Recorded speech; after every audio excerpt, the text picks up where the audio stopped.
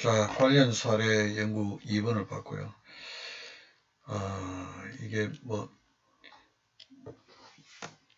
동영상 강의로 이렇게 하다 보니까 대화하듯이 조곤조곤 이야기를 하다 보니 이 시간이 굉장히 많이 가네요. 또 필요하다고 해서 이야기를 하고 있는데 또 여러분 입장에서는 너무 똑같은 이야기를 중언부언한다 이런 생각을 가질 수도 있겠다 하는 생각이 듭니다. 뭐 좀 익숙해지면은 좀 신속하게 진도를 나가도록 하고 어쨌든 초반이니까 조금 상세하게 한다는 그런 의미에서 하도록 하겠습니다.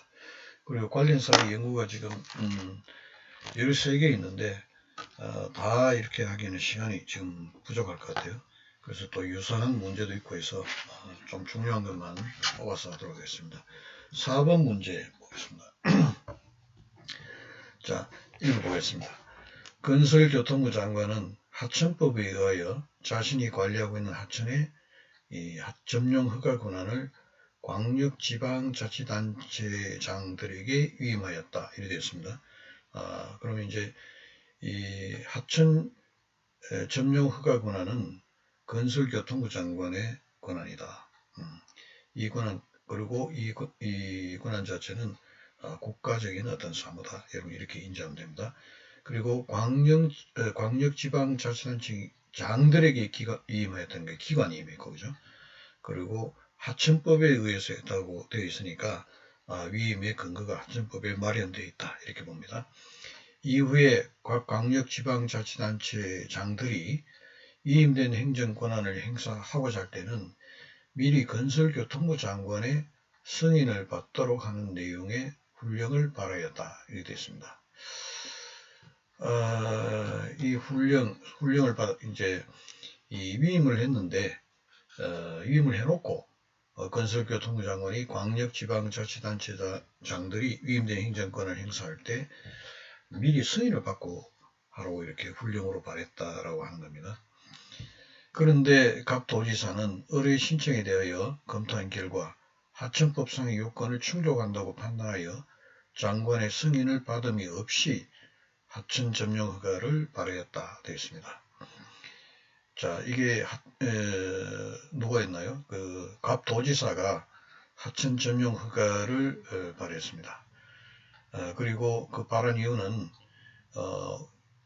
그 훈령에는 건설교통부 장관의 승인을 받도록 되어 있지만 자기 생각에는 그 훈령이 잘못된 것이 아닌가 하는 생각이 있고 또 그래서 자기가 의리 이 하천 점용 허가 신청을 했는데 법이 정한 요건을 다 구비했으니까 당연히 하천 점용 허가가 가능하다라고 해서 발했다는 겁니다.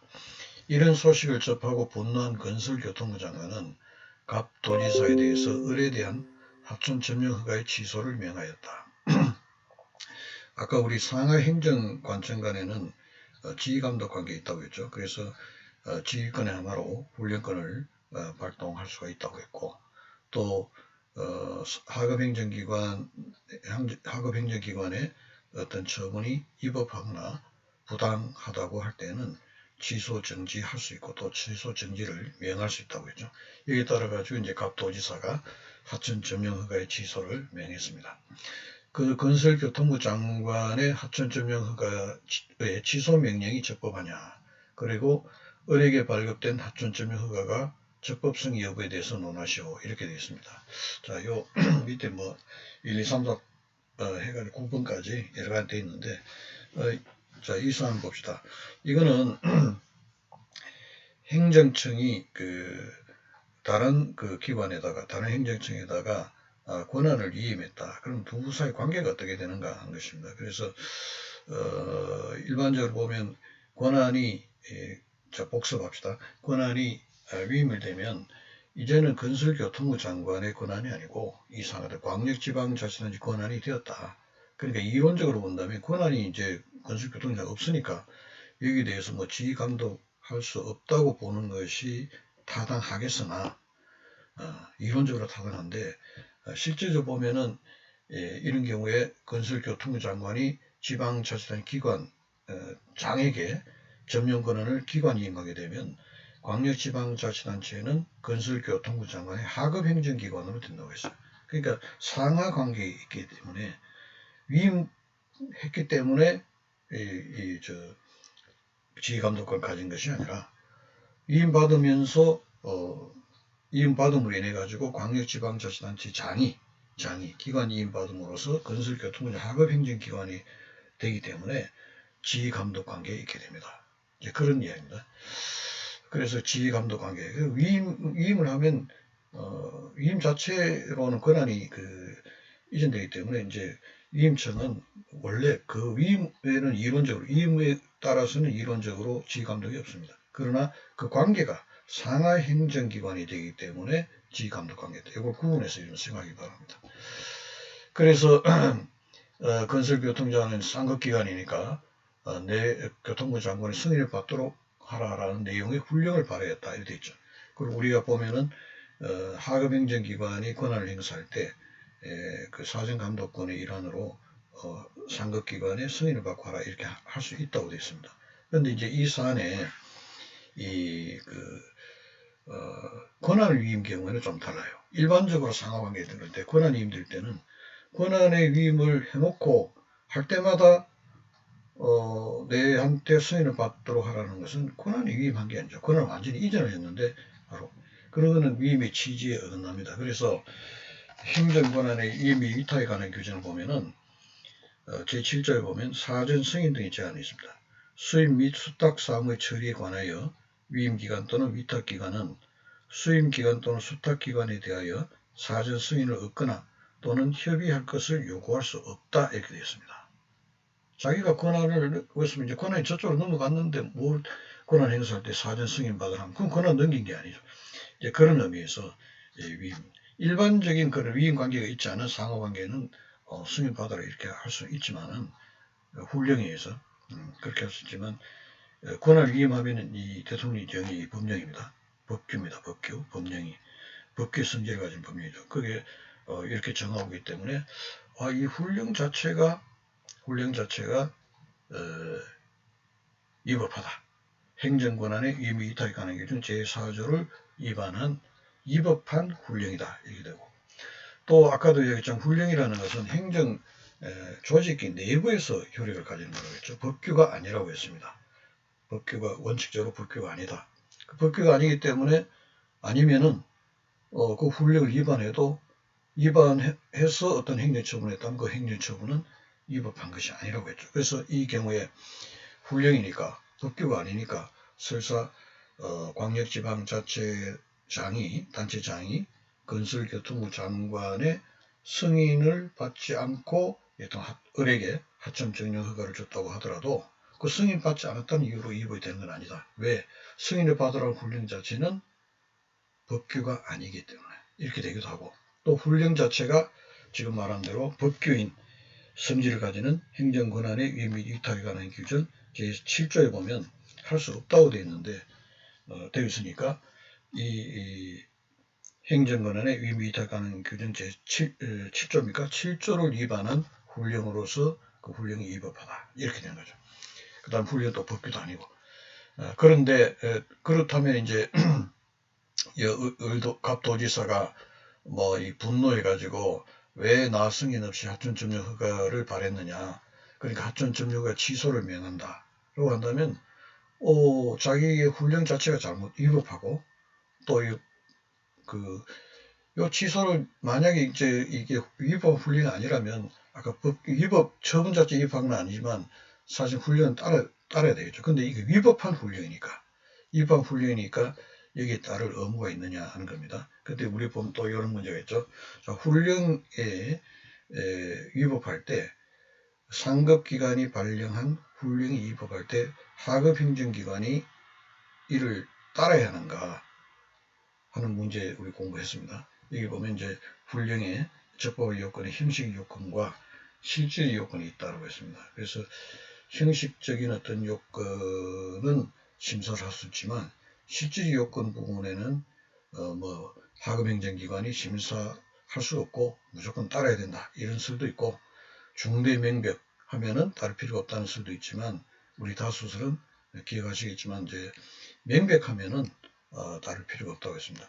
그래서 여기 보면 훈령 자체가 아까 말한 행정관원의 위임이 위탁에 관한 규정 제7조를 위반한 위법한 훈령 내용이 되니까 여기 그러고 이건 중대하죠.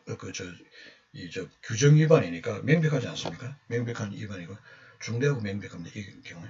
그래서 여기에 하천점유 허가가 잘못해도 취소를 명하면 이 자체가 건설교통부 장관의 갑도지사에 대한 의뢰에 대한 하천점유 허가 취소를 명령한 자체가 위법하게 되는 거죠. 근거가 없이 하는 것인가. 그렇게 위법하다고. 그 다음에 이제 광역지방자치단체 갑도지사가 을에게 발급한 하천점유 허가는 요 내용에 보면 하천법상의 요건은 다 충족했다라고 되어 있으니까 적법하다. 그러니까 다시 말하면 갑도지사의 의뢰에 대해 하천점유 허가는 적법하다라고 되는 거고 건설교통부 장관의 이 하천점유 허가의 취소 명령 적법성 여부는 왜 그 취소 명령을 했는가? 훈령에 보면은 승인을 건설교통부장의 승인을 받도록 했는데 그걸 안 받았다고 해가지고 지금 취소 명령을 내린 것이니까. 그런데 그 훈령 자체는 여기 말한 행정권한의 위임이 위탁에 관한 규정을 위반한 훈령이니까 그리고 그것이 명백하니까 따를 이유가 없는 거죠.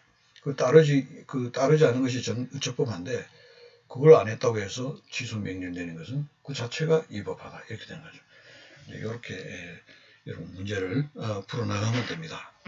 그래서 여기 이제 다시 기억하면 그 밑에 조문이 적혀 있지만 행정권한의 위임 위탁 이렇게 되면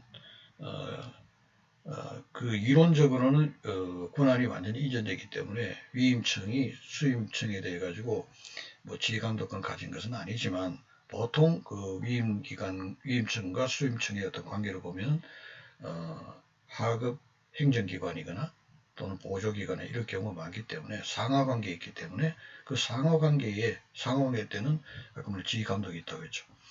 거기에 따라 가지고 지휘감독 관계에 있게 된다라고 이제 이렇게 했습니다. 그러나 이제 특히 일반적으로 그렇고 특히 권한위임 경우에 달리 보자면 권한이 이제 위임이 이렇게 됐을 때는 그 권한 위임한 것은 당신 권한으로 해서 자율적인 판단해서 하라고 이렇게 해서 위임을 하는데 할 때마다 사전 승인을 받도록 협의를 한다는 것은 그건 위임의 취지에 반하는 거거든요. 그래서 7조에 이런 경우에 그 수탁기관에 또 수임기관에 대해서 사전 승인을 얻거나 또는 협의를 할 것을 요구할 수 없다라고 규정을 하고 있다. 이거를 기억해 두시기 바랍니다. 일반적인 그 지휘감독이 아니라 특히 권한의 위임의 경우에 이런 경우가 발생한다. 그 다음에 5번은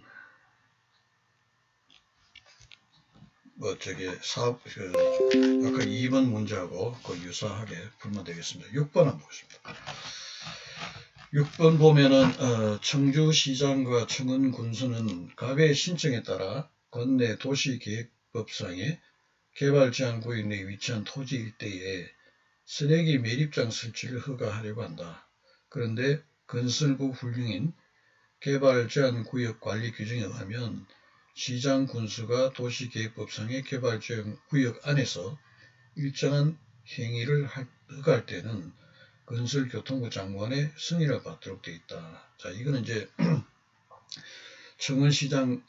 청주시장이나 창원군수가 하는 그 개발제한구역 내에 그 쓰레기 매립장 설치 허가는 자기 이제 권한인데, 그게 이제 3급 기관인 이제 건설교통부에서 훈령으로 개발제한구역 내에서 그 쓰레기 매립장 설치 허가 이런 거 할 때는 승인을 받아서 하라 이렇게 훈령으로 이제 정해놨다는 거죠.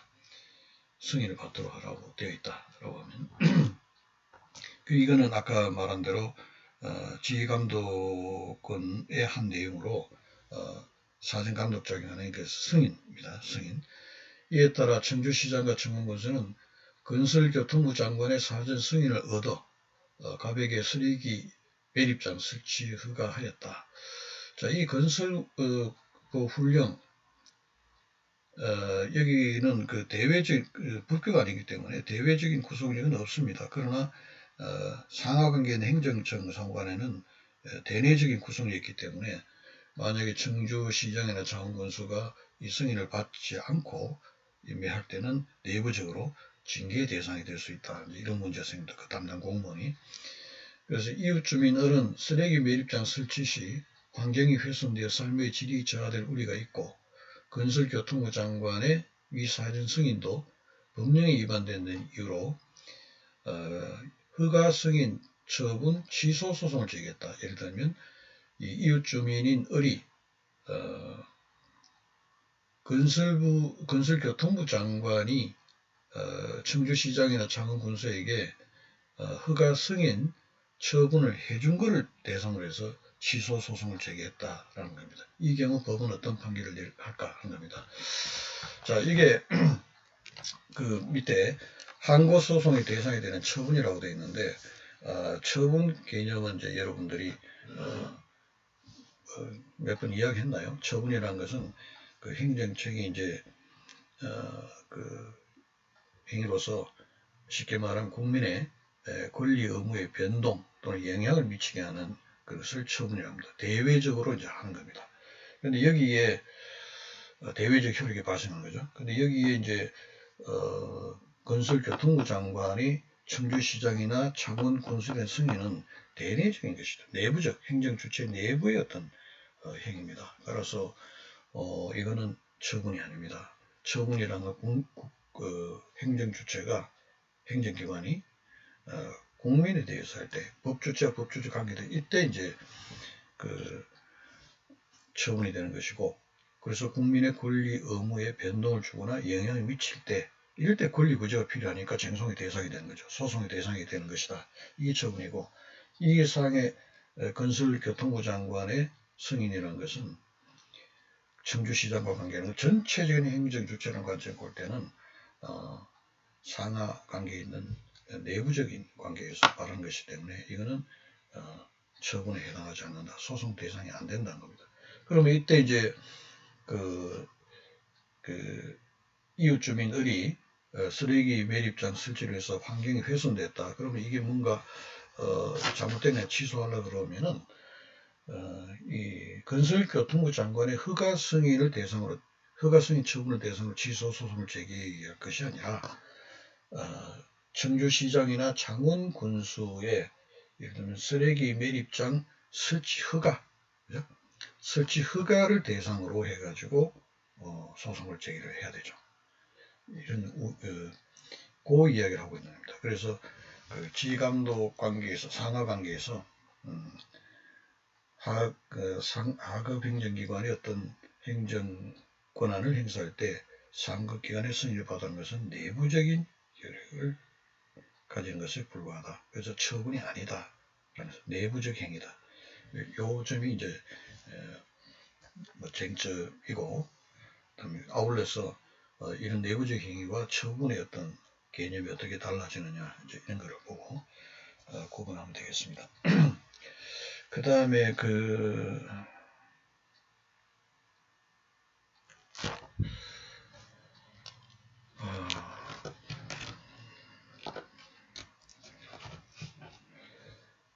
12번 한번 볼까요? 12번에 소방시설 설치 유지 및 안전관리에 관한 법률 제7조에 하면 건축허가 등의 권한이 있는 행정기관은 건축허가 등을 함에 있어서 미리 그 건축물 등의 공사, 시공제 또는 소재지를 관할하는 소방본부장 또는 소방서장의 동의를 받도록 되어 있다라고 되어 있습니다. 갑은 상가 건물을 신축하고자 건축법상 허가권자인 도지사 을에게 건축허가를 신청하였는데 관할 소방본부장 병은 건물 신축 허가에 대한 동의를 거부하였다. 이 경우 소방본부장 병의 동의의 법적 성질과 그 동의 거부에 대한 갑의 권리 구제 수단을 설명하시오. 행정고시 문제라고 되어 있는데 자 이게 이 건축 허가에 관청하고 그 다음에 이 소방본부장 관계는 건축 허가라는 어떤 업무를 처리하는데 다른 행정기관의 업무와 권한과 이렇게 관계가 있다. 이럴 경우 대단한 행정기관의 그 관계죠. 대단한 행정기관에 이제 서로 상호 협력해야 되는 관계입니다. 그래서 상호 협력 관계, 상호 협력하는 방법으로 교과서에서 그 세 가지가 제시되고 있었죠. 협의와 동의와 공동결정 이런 게 있었습니다. 여기 이제 사안은 그 건축 허가를 할 때 함에 있어서 건축 허가 관청과 소방서장의 어떤 권한이 두 개 다 소방법에 상의 어떤 요건을 갖추는 것이 건축 허가에 대단히 중요한 사안이니까 두 개 다 주무 행정청의 입장이 있지만 그래도 건축허가 관청이 좀 더 깊은 관계가 있기 때문에 그걸 주무관청으로 하고 소방서장을 이 관계행정청으로 하는데 이 경우에도 그러나 두 개 다 그렇죠. 그렇게 되겠죠.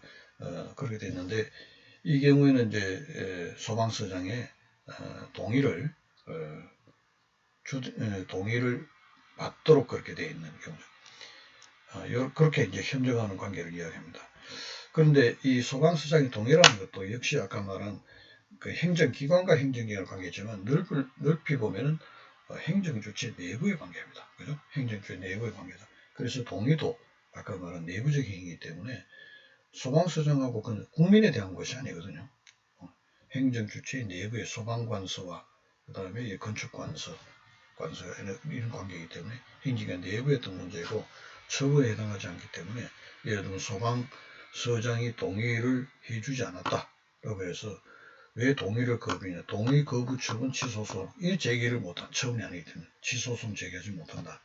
이런 경우에 이제 소방본부장 병이 동의를 거부해서 건축허가관청이 예를 들면 건축허가 거부 처분을 했다면 그 건축허가관청을 피고로 해서 건축허가 거부 처분 취소 소송을 제기하면서 다투는 과정에서 이제 소방서장의 동의 거부가 잘못됐다 이렇게 주장을 하는 거죠.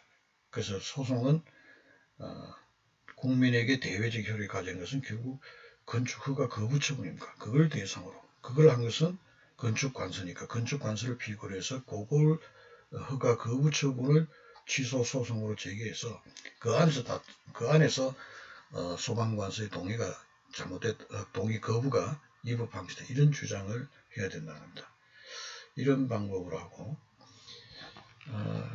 그래서 여러분들은 그 처분과 그 행정주체 내부적인 행위 그걸 좀 구분을 해줘야 되고 다음 13번 한번 봅시다. 이건 자, 근로복지공단의 이사장으로부터 보험료 부과 등에 관한 대리권, 자, 대리권 수여입니다. 대리권을 수여받은 지역본부장이 대리의 취지를 명시적으로 표시하지 않고 갑에게 산재보험료 부과 처분했다. 자, 근로복지공단의 이제 그 이사장이 그 지역본부장에게 보험료 부과의 어떤 권한을 위임이 아니고 대신하라. 그러니까 보건복지부 이런 경우에 대리는 권한을 어떻게 한다고 했습니까? 근로복지공단의 지역본부장이 자기 이름으로 보험료 부과 처분을 하되 근로복지공단 이사장, 이사장으로 되는데 좀 이상해. 근로복지공단 또는 근로복지 이사장을 위하여 내가 보험료 부과 처분을 한다는 것을 현명 밝히고 자기 이름으로 그 지역본부장 이름으로 보험료 부과 처분을 해야 된다. 그런데 지역본부장이 그런 대리관계를 명시적으로 표시 안 하고 그냥 그러면 자기 이름으로 지역본부장 이름으로 산재보험료 부과 처분을 했다라고 합니다. 이때 이제 갑의 입장에서는 그러면 이제 보통 일반적인 경우를 이야기할 때는 대외적으로 표시된 게 처분청이니까 만약 갑이 산재보험료 부과 처분이 위법하다라고 해서 이 취소를 구하려면은 근로복지공단의 지역본부장을 피고로 해서 산재보험료 부과 처분 취소 소송을 제기하면서 권한이 있다 없다 뭐 이렇게 다투어야 될 것 같은데 이 사안은 이제 예외다는 겁니다. 그런데 뒤에 봅시다. 그러나 갑은 산재보험료 부과 처분은 의뢰 지역본부장이 대리하여 처리한 것이 말고 근로복지공단을 피고로 하여 이 부과 처분에 대한 항고소송을 제기했다. 근로복지공단은 피고 적격이 있는가 했는데 이 사안에서는 법원이 근로복지공단을 피고로 해서 부가처분대 항고소 제기한 것을 그대로 받아들여 줬습니다. 근데 이거를 여러분들이 이런 경우도 지역본부장이 현명하지 않고 자기 이름을 계속 했지만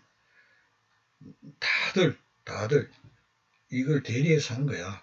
그리고 근로복지공단을 지역본부장 이름으로 하지만 이건 대리해서 한다는 것을 누구든지 다 알고 있었고 또 그런 소송도 계속적으로 지역본부장 명의로 했지만 근로복지공단을 또는 이사장을 대상으로 계속 소송이 이루어져 왔다라고 하는 경우에는 근로복지공단을 피고로 해서 항고소송 취소, 부가처분 항고소송 제기했을 때 피고적격 인정해서 법원이 그냥 재판해줬다 이런 겁니다. 근데 이거는 지극히 예외적인 어떤 사안이니까 일반화시켜서는 안 돼요. 아까 말한 대로 대외적으로 표시된 처분을 할 때 대외적 표시한 그 기관을 행정처로 가서 그걸 피고로 대상으로 삼아야 한다. 그게 원칙입니다. 그래서 일반적인 경우에 이제 지역본부장이 현명을 안 해서 현명을 하면은 당연히 근로복지공단이 피고가 되죠.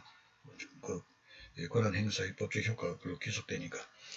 그런데 현명을 안 하면 일반인 모르니까 지역본부장 한 거로 하니까 당연히 지역본부장을 대상으로 하면서 이 사안 같은 경우는 이제 한다면 우선은 그 갑의 입장에서는 권한 없는 자에 의한 처분이다 이렇게 주장할 것이고 대리권을 네가 한 건데 대리권 표시 안 해서 네 권한으로 한 건데 네는 권한 없지 않느냐 해서 권한 없는 자에 의한 처분이다 라고 주장을 하고 그 다음에 산재보험료 처분 자체가 위법하다면 다른 법령을 위반한 게 있다면 그 법령 위반 이렇게 여러 가지 그건 두 가지입니까? 두 가지를 이렇게 주장해 볼 수가 있겠죠.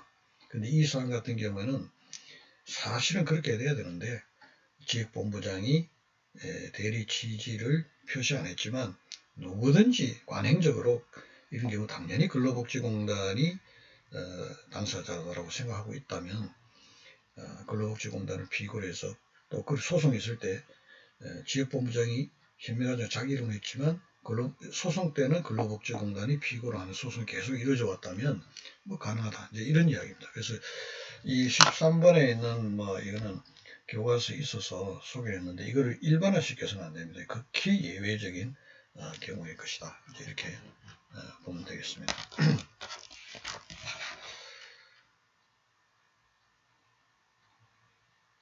예, 여러 가지 좀 더 해야 될 부분이 있는데,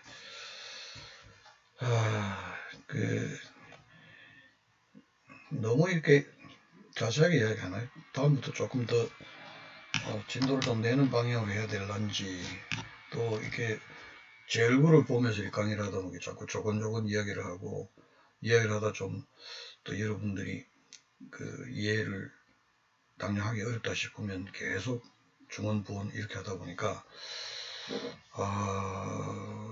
글쎄, 제가 강의를 하고 난 뒤에 제가 한 걸 들어보니까 너무 계속 똑같은 이야기를 반복하고 있다 이런 느낌이 드는데 모르겠습니다. 여러분들의 이해에 편을 돕기 위해서 그렇게 했다라고 봐주시고 다음에는 좀 진도를 더 빼는데 노력하도록 하겠습니다. 자, 이것으로 세 번째 강의를 마치도록 하겠습니다. 수고했습니다.